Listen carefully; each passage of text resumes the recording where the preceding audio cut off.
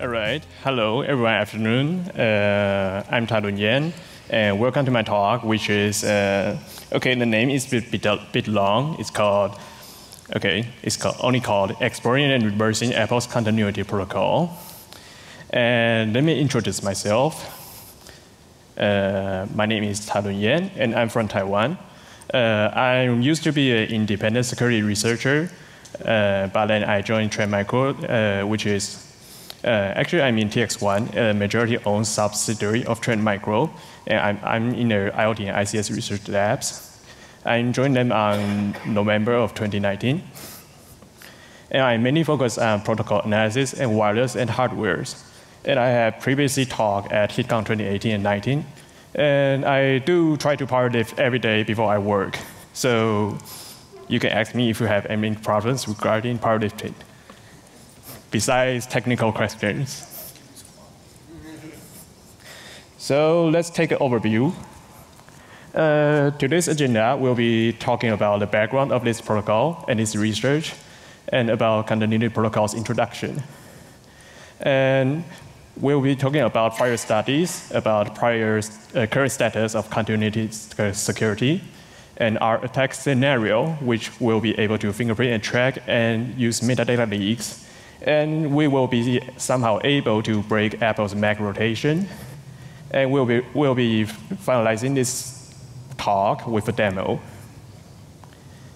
So first, I'll have to talk about Apple's unboxing experience. So the Apple's unboxing experience, which in the industry is quite unmatched. I mean, other vendors are not quite on par with Apple's unboxing experience. Like when you buy an Apple product, you just have to unbox it, like log in to unlock the device and provision that device to iCloud, and it will work magically.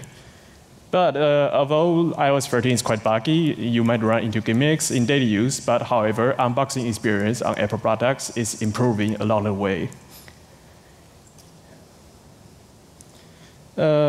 And for continuity protocol, this protocol is a proprietary protocol developed by Apple and is used by their devices based on Bluetooth Low Energy and Wi-Fi. And it is tightly integrated with iCloud for public key infrastructure, and also the Bluetooth encryption keys will be sent to iCloud during provision.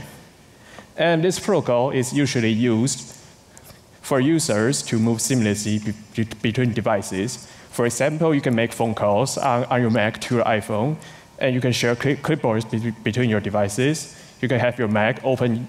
You can have your Mac tell your phone to open a hotspot without reaching your phones, and maybe share cameras between your devices, send files and send messages. And then, why we're talking about this topic? The research. Okay, wait. I'll have to ask, is there someone from Apple in this room? Okay, no.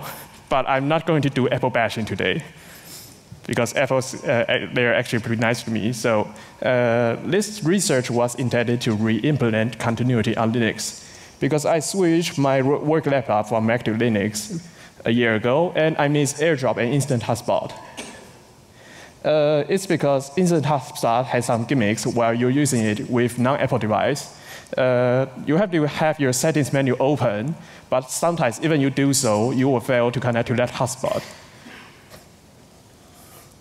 And actually, Steve Jobs promised FaceTime would be open standard on introduction, but since Steve Jobs has left us now, can Cook take over and also make continuity an open standard, since Windows market share is pretty high.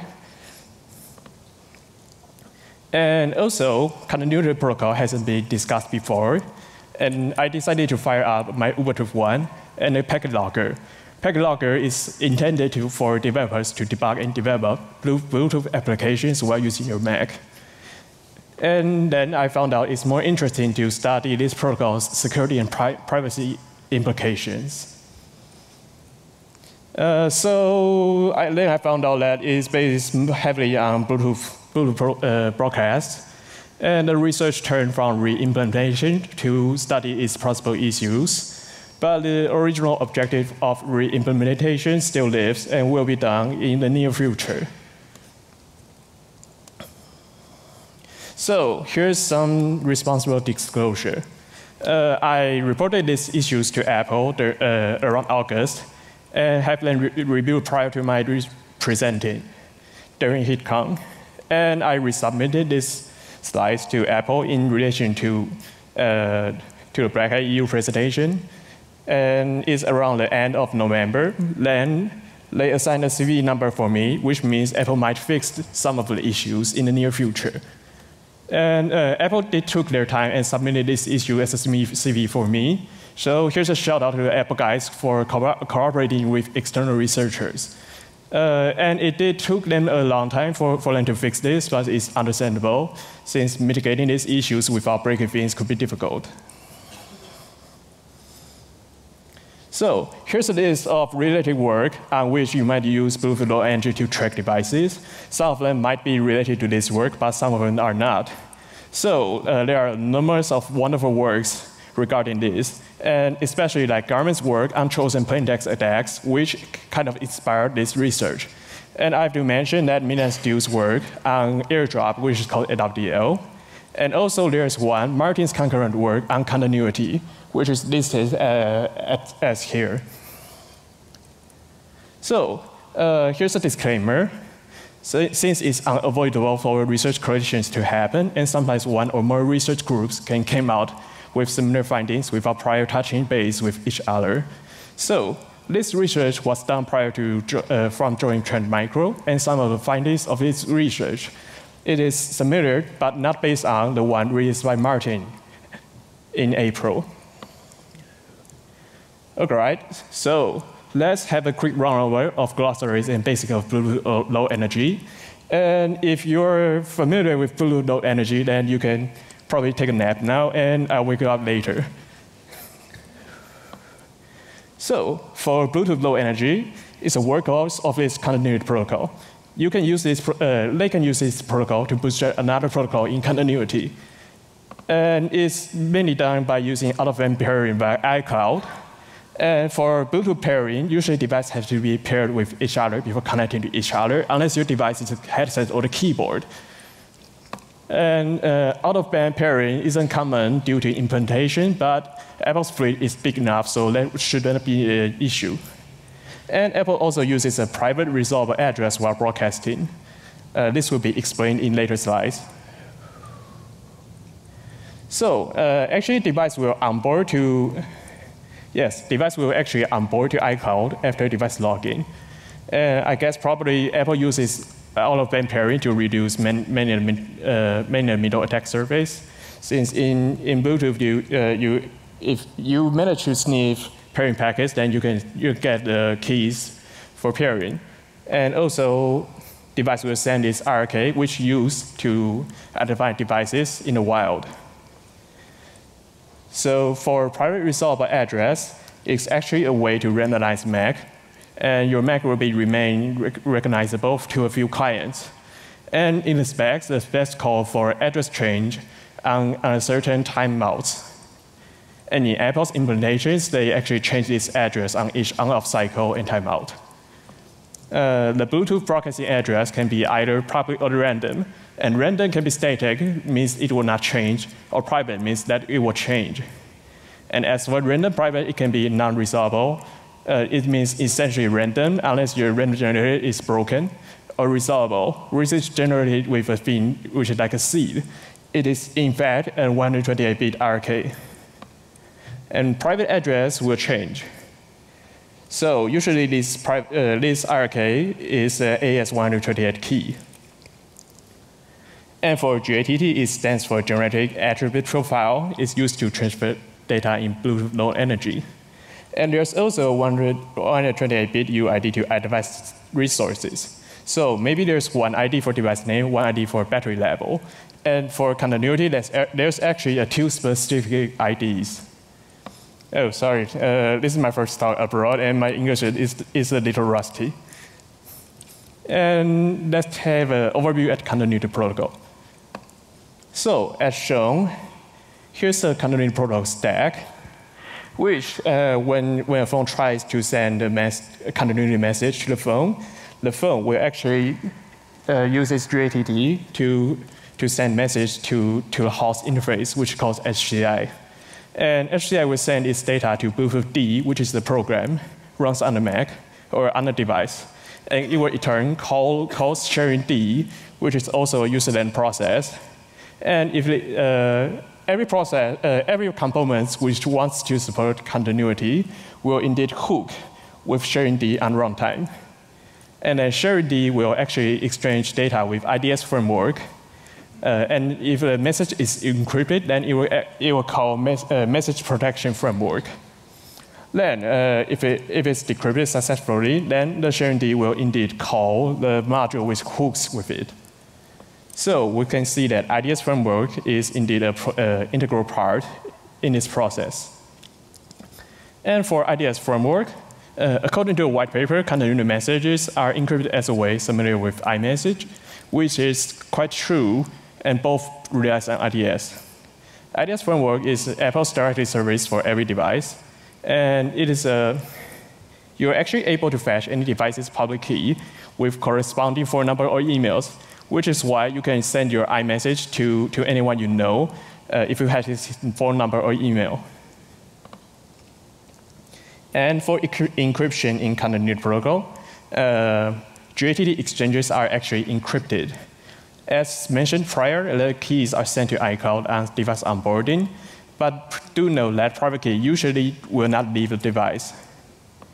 And keys are actually able to be extracted from the device if you manage to unlock the device keychain or manage to somehow hack the device. And the encryption is actually a two-stage encryption. The first stage is RSA 1280, and second stage is AES 128. So, let's talk about the current status of continuity security, which we will be talking about the most issues which might impact in daily life. And I will introduce two protocols briefly. So, we'll be talking about AirDrop, which you can use it to send files to other iDevice without hassle. And another protocol is call relay, which you can use it to make calls from another iDevice. For AirDrop, as shown, device A is which you is sending AirDrop from. It will broadcast hash of Apple ID to another device. If another device has AirDrop set to accept everyone's AirDrop, or the hash is known, then it will turn on AirDrop. Then AirDrop, because AirDrop is essentially a protocol based on Wi-Fi Direct, they will establish a Wi-Fi Direct connection and exchange data. And for current status of AWDL, which is AirDrop, there's a couple of wonderful work done by Milan Institute from TU Darmstadt. It's called SIMU Labs. It stands for Secure Mobile Networking Labs. They actually found quite a few vulnerabilities, and they do have a wonderful work, and they have open source re-implementations, which you can find the links here. And the problems they found is, in some cases, you can track users using AWDL, and in worst cases, you can use it to man-in-the-middle attack. For example, while you're sending a cat photo to others, the other device will indeed receive a dog photo instead of cat photo. And for call relay, there's some previous work by Martin Vigo, which I will put the links up here later. Oh, the keys were in the previous slides. Sorry. The call relay is essentially when you receive a call via LTE or UMTS, it goes to your iPhone, and your phone will call iCloud, says that there's an incoming call. And iCloud will indeed send this message to a local Mac or other device. And should the other device accept this call, then it will establish a UDP connection to this iPhone. And we can find out that integration is really hard because there were numerous issues with call relay before, which Apple has already fixed. But in some cases, they have fixed it and broke it again.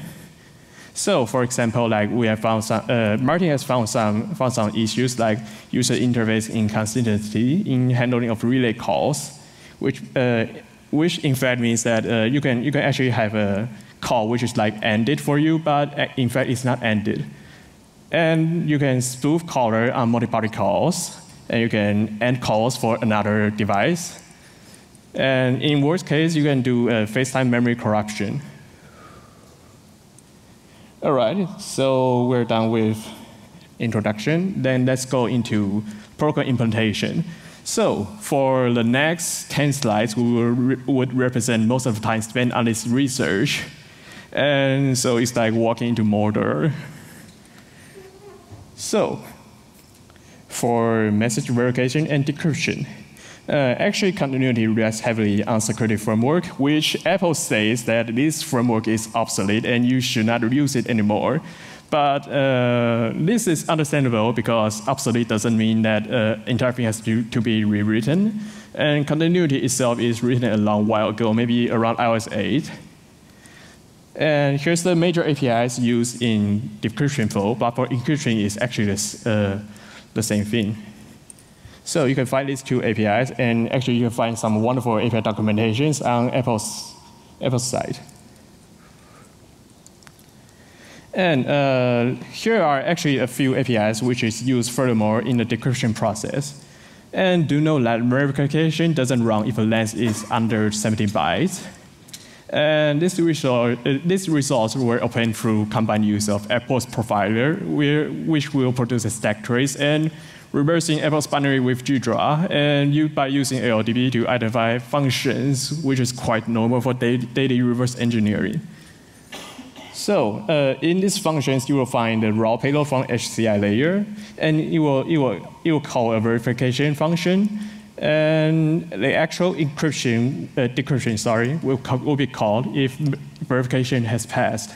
And if the decryption has failed, then it will not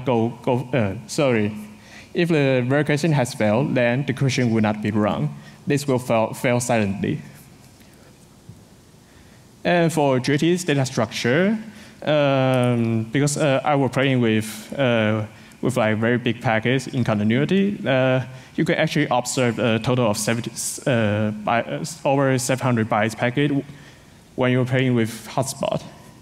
So the data can be split into multiple packets, and payload length will be located at 38 to 0x38 to 0x39 bytes.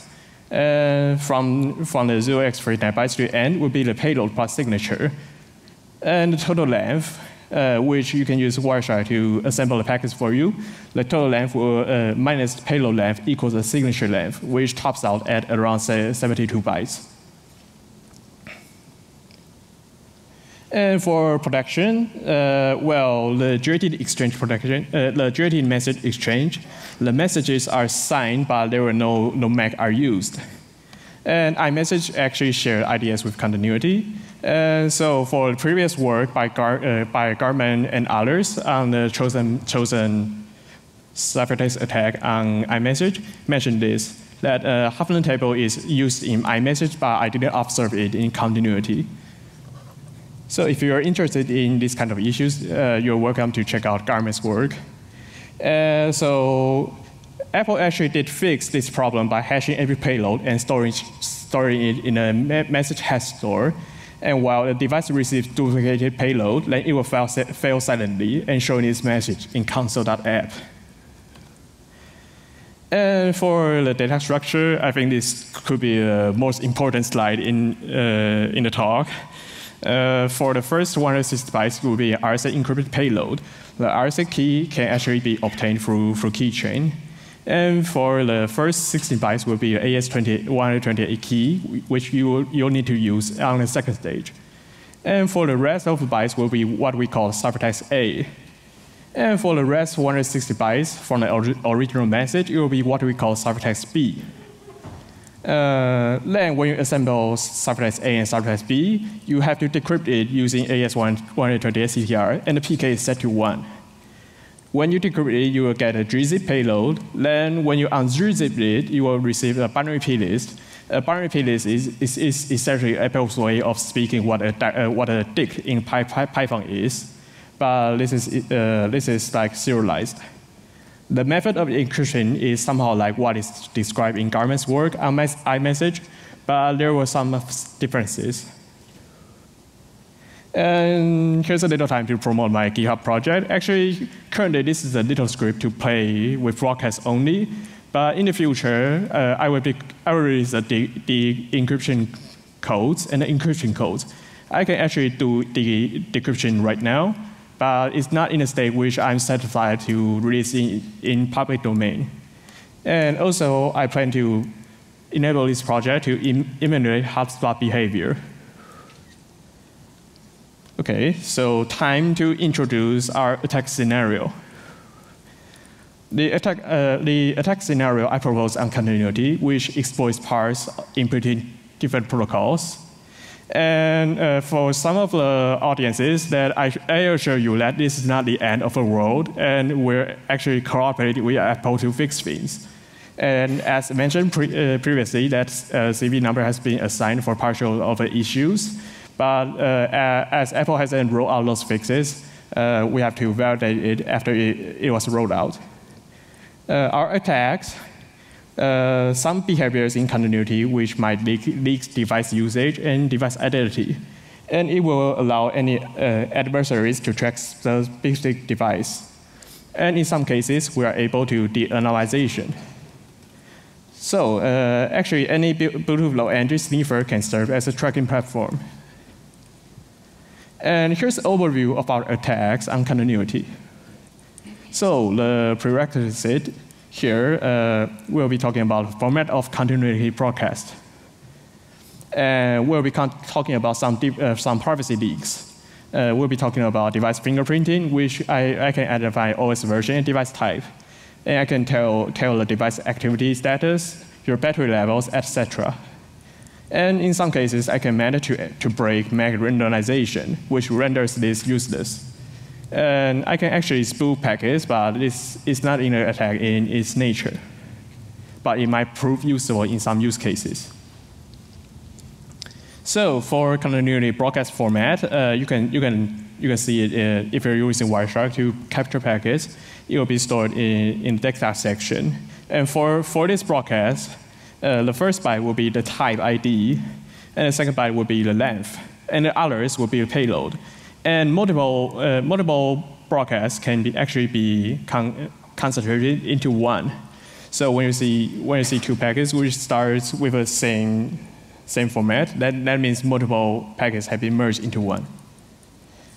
And for device fingerprinting, that's why I have the previous slide there.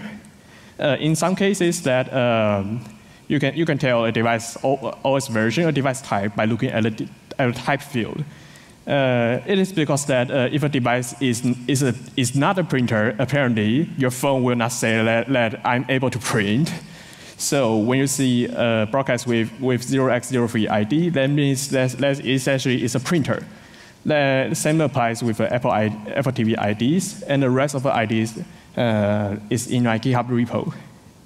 And for like handoff, tethering source, and nearby, actually Apple has released a wonderful support article which describes that for which protocol you need what iOS version to run it. And for active fingerprinting, this will not be a vulnerability on its own, because you have to actually connect your device and interrogate it. And this function is quite normal, so I think it cannot be classified as a vulnerability itself. But however, if you manage to connect to the device, interrogate it, and get its manufacturer name string or model name string, then you will be able to know what make and model it is.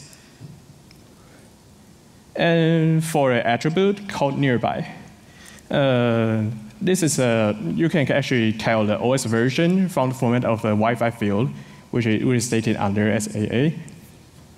And there's a field called account location share, but it doesn't do anything significant.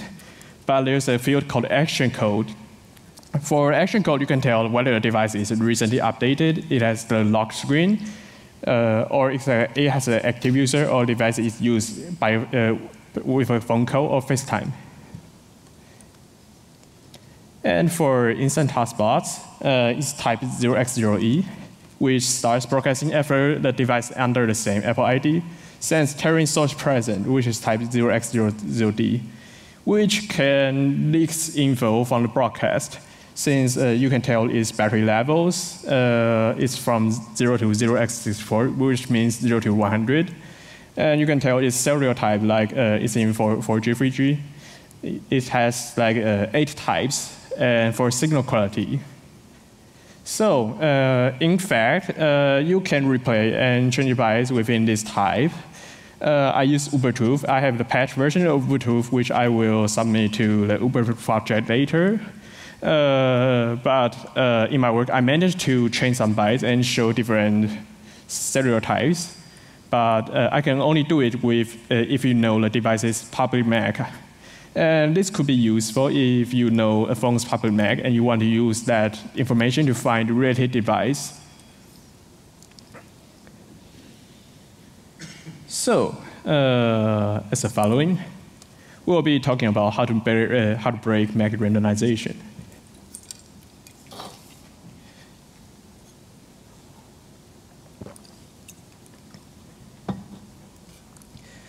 OK, so for overview, our objective is to track device regardless of MAC randomization. And we can break MAC rotation by a few means, like nearby, handoff, and of course the RK, which is stated in the specs. And we can find connection between a private MAC address and a public MAC address by using a normal continuity function. Let's take a look at Bluetooth low energy spec. The spec recommends a rotation per 15 minutes. And actually, I observed a larger than 15 minutes interval on Apple devices. But that's OK, since there were rotations. But I was thinking about whether if there's another way to track devices regardless of this rotation. So let's talk about a type which I have talked about earlier, which is nearby. So this is essentially an output of the scripts on my GitHub page. And the payload from nearby is not changed immediately on the address rotation. This can be observed on iOS 12, but I upgraded my test machine to iOS 13, and this can be still observed. So I can essentially track devices' next random MAC address with the same payload in a short period of time. And let's talk about handoff. Handoff is stated as the type 0x0C, and it can move app states between devices seamlessly. For example, you have a Notes app open on device A. You can transfer the note to another device. Let's call it device B. And when you open device B, you will see an icon on your main screen. When you click the icon, you will open the Notes app, and you will be starting from the place when you left off from device A. And for handoff, actually, there's a field called clipboard, which can show us whether you have contents in your universal clipboard. And please note that there is a field called counter, which is consistent for 2 bytes. As for handoff's implementation, the payload field, which is on the previous page, the payload is essentially an app's ID, which it is used to identify what kind of app you want to use in handoff. And this payload is encrypted with AES-256 GCM mode. The keys can be sent via peer-to-peer or iCloud, but there's only 1 key per device. And there's no GCM tag validation used in this protocol. And the IV equals the counter field, which I mentioned earlier is a 2-byte field. Well, this counter field is an increment counter, which will go by 1 per action. For example, when you go from your home screen to an app, it will increase by 1. When you go back to a home screen, it will again plus 1. And when you reboot your device, it will increase, but the exact number of increase it by reboot is not sure, but it's around 100. When you're ending handoff, which means that you're going from an app which supports handoff, going to the home screen, your phone will broadcast a payload which consists of all zeros, which is called goodbye from the guess of our output from the console.app. And this counter will not reset between MAC change. And since this field is also used as an IV, I started to think that if there is an IV reuse issue within this protocol. Since there's only 2 bytes for me to brute force, but in fact, because this field only goes up to like 50,000 after the 2-year usage of my phone, I did some magical things to make this counter overflow, and it will indeed rotate back to 0. But Apple actually had they have thought of this, and the keys will rotate when IV reaches 0. So no one win for me, sorry.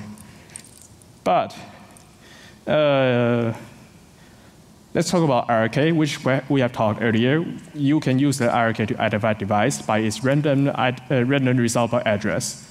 The IRK changing is not observed at all, even after the device reset. So if you had a stalker which sold his phone to you, and he indeed remembered the IRK from the device, then he can use the phone he just sold to you to stalk you forever as long as you keep that phone. This IRK can actually be retrieved in console.app or packet locker. And the IRK is synced to another iDevice on device's provisioning process. Okay, let's talk about how to solve the connection between private MAC address and public MAC address. So here's the Hotspot Flow. When you're using a Mac and you want to use the Mac to connect to your phone's hotspot, you will open the Wi-Fi menu on your Mac. And your Mac will start broadcasting a type called tethering target presence, which type ID has been mentioned earlier. And the phone will, again, broadcast tethering source presence, which means the phone is ready to act as a hotspot if the phone is in a state which is appropriate for a hotspot. So, for example, when your phone has no SIM card, then it will not broadcast this. So, should you decide to connect to your phone by clicking your phone in the Wi-Fi menu, then your Mac will establish a Bluetooth low energy connection. Then 2 devices will exchange data, do validations, and the phone will eventually send hotspot credentials back to the Mac. And then your Mac receives these messages. Should decryption and validation checks out, then it will connect to the hotspot. But there's quite a few problems here. One, because when the Mac wants to connect to the iPhone, the Mac has to use its public MAC address to iPhone's private MAC address. So you can learn a connection between a Mac's public and private address and a phone's private address.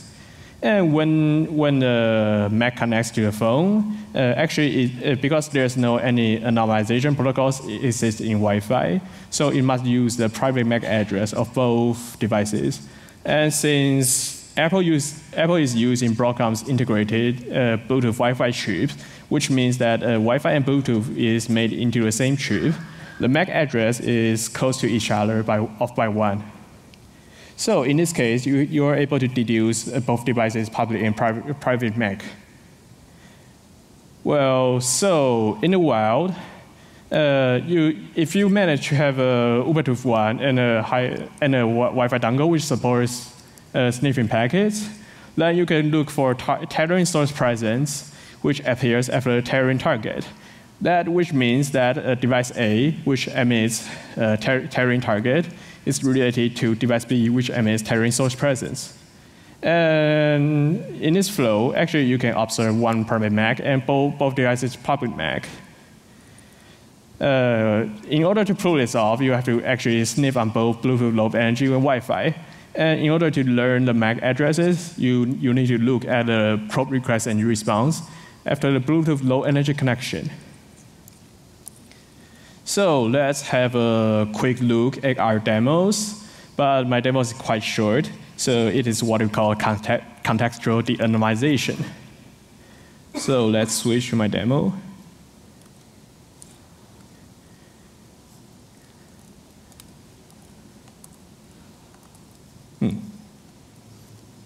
All right. So here's the setup phase. Okay.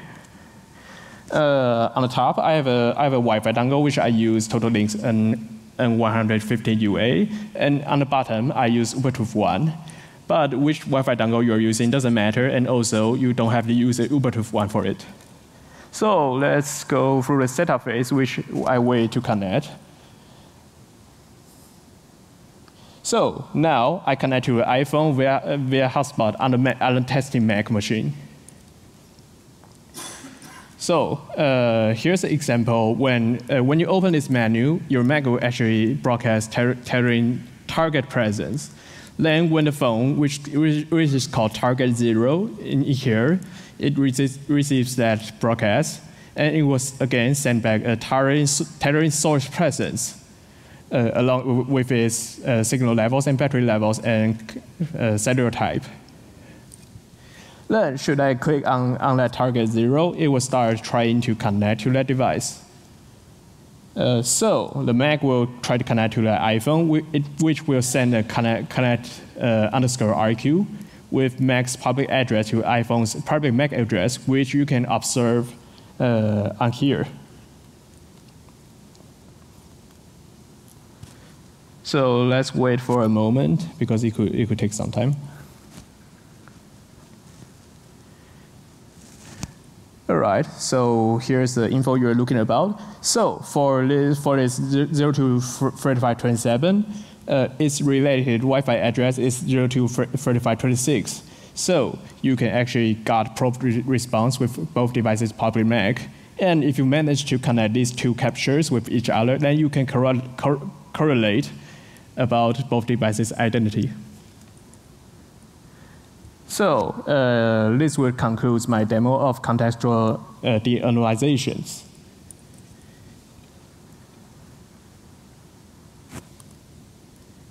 Okay, let's go back to the slides.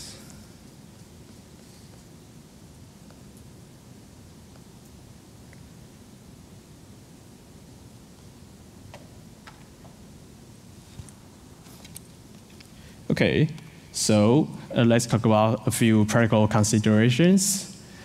Well, while you are implementing a protocol, actually you can try to encrypt everything, which is in the case Apple didn't try it. As the case for Apple, the infrastructure for encrypting everything are there already. They have iCloud to publish keys to every devices. And for someone might ask whether they will run into performance issues, which I think that won't be the case because we can observe that they're trying to encrypt everything with Handoff. So it will be okay-ish. But you will not have protection against any attack against iCloud because the keys are on there in the iCloud. And you will not be protected against any compromised iDevice because on the device onboarding to IDS, the keys are sent through iCloud to every other device you have. So in the case that if you have two laptops and an iPhone, when I compromise one of our Macs and manage to extract the keys, then I should be able to decrypt some of the messages and to identify all your devices. And there are some considerations with Wi-Fi anonymizations, which I will talk about later. So for Wi-Fi anonymizations, which unfortunately is still in draft, you can find there's a presentation about this standard here, but this thing is still under draft. And there's a MAC randomization in Android Q, which Google has stated here. Maybe Apple can take a look at it, but I think in the real world you might run into some issues because some companies might use MAC-log on their Wi-Fi hotspots. So I think this will be near the end of my talk. So that has some takeaways, which is called blackhat sound bites. So in which this talk, I presented a new approach to device tracking. And sometimes the convenience will imply a degree of privacy hazards, which has happened to the continuity protocol. And the third, I will recommend you to review your implementation of new protocols carefully, especially when you are integrating with another protocol, which is exactly what happened with continuity. So thank you for coming to my talk. And this will be my email and my Twitter handle. Should you have any questions, feel free to send a message to me on Twitter or by my email. Thank you.